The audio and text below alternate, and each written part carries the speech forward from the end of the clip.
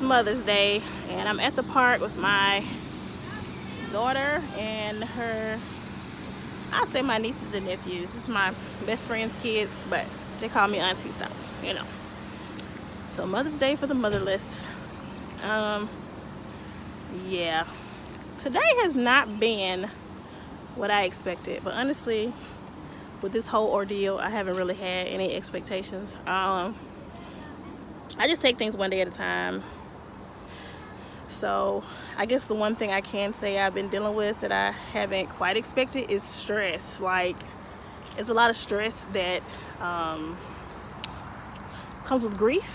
So it's weird because I thought I would definitely have a stress when my mother was sick, and we didn't know what was going on with her or anything. So when she was sick, I expected that stress. But I figured after she passed away, I would only be sad. I didn't think I would still be stressed. So I don't know. Grief has a lot of stress attached to it. I'm trying to watch kids and do this video at the same time, but grief has a lot of stress attached to it. Some days it comes out of nowhere. Like, I'll be sad sometimes, but sometimes it's just an uneasy feeling. I feel very vulnerable. I feel very vulnerable. I just feel like, I can't say I feel like an orphan because I have my father, but father is different, and my relationship with my mom was different. It's like I lost my person in the world. So I feel very anxious a lot, and sometimes I'll be very stressed. So I've tried to start jogging to help combat the stress. I try to keep busy. So that's basically what I was doing today. Yesterday, Saturday, I was trying to be very busy.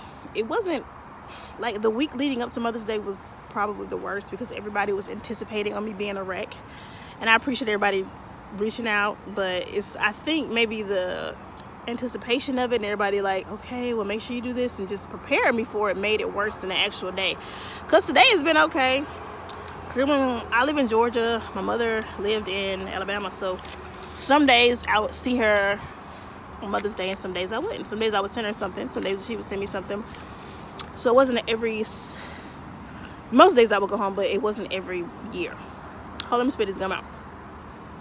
Anyway, so it's very, and then we wouldn't make a huge deal out of Mother's Day anyway. It wasn't like she had a spiritual side, but she wasn't religious to the point of, oh, I gotta go to church, you gotta get me 500 flowers, and we gotta do this big thing and wear some big hats. It just, we just used to chill on Mother's Day, but we used to chill anytime I went home. It was the same thing. So today I'm just as sad as I am any other day when I'm thinking about it. But yesterday was my first day just being busy all day, because usually I'll be at work and a certain time of the day I have time to think or just chill, because I don't be liking to stress out at work like that. Like, I'm not a be busy all day type person, but I noticed certain times of the day would be when I was my saddest.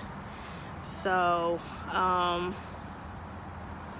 yesterday I was busy all day, so it was pretty cool. The only thing that got to me was noticing, hold on, go play, Carly. Go play. My daughter. Noticing the mothers and daughters out. Like, I would notice the mothers and daughters, and it's so weird. It's like I was obsessed with them. Like, I'm just staring at these people like, oh, that must be her daughter. Oh, that must be her mother. In some cases, it'd be mother's daughter and then grandma's out, 3 generations, and I'm like, I don't have that. I'm just like me. I feel like the last kid at school when your mama forgot to come pick you up, or everybody else mom brought them a flower or a Valentine or a snack, and my mom forgot to bring me something. So I'm just looking at everybody else and looking at what they have, and like, man, I wish my mom would have brought me this. And I hate I feel that way, because it's almost like I know my mom would never want me to feel that way, and it's nothing she did to make me feel that way. I mean, it just happened to her, really, but it happened to everybody. So yeah, I'm just staring at these people like, oh, I wonder what they're gonna do. They probably gonna go home and cook. One lady in the grocery store, she picked up some chicken. Oh, they must gonna bake that chicken. Maybe they're gonna fry it. I'm like obsessed with their day, with their life. Like, what are y'all doing? I wonder how she feels. I wonder, does she know how lucky she is? I'm just looking at her. She just so, no, Carly, no. Sorry, this is the real life, people. But I'm just like, I wonder how she feels. Like, I wonder if she know how lucky she is. And she's just so oblivious. She's just so comfortable. And that's basically how I was 4 or 5 short years ago. I was that comfortable. I had my grandmother on my dad's side, and I had my mother, and it's just, you know, I had this big nest of just love, and I had this nest of support and security, and now it's gone. 5 years later, I ain't got nobody. And so, I don't know, that was the worst thing about yesterday. So other than that, I saw some sisters out, like a couple of older women that looked like they were sisters. And of course, I don't know their life. Like, they could have never not been related at all. But I'm assuming they are. Because some of them look like I'm trying to do 2 things at once. But anyway, yeah, so I plan to stay away from social media. But it wasn't as bad as I thought it was going to be today. Like, it wasn't, you know, I have a few friends who lost a parent. And some of them lost both parents. And so I wasn't just up on social media, but it just wasn't as bad as I thought it was going to be. It was okay. Like, I don't know. It sucks. Like, there's nothing that can make me feel worse. Yeah, I can go through the jealousy thing. And I know a lot of people that lost a parent go through that jealousy thing about, you know, being jealous of people who still have their mothers and feeling like maybe not hateful towards them, but just kind of like jealousy. I mean, this jealousy is an ugly thing to have to endure. Some people be like upset about it, like, why do I feel so jealous? But I think it's just a longing. Like, you long for this person and you don't have them, and you see somebody else with the thing that you want. It's just a human emotion. You can't help but feel some kind of way.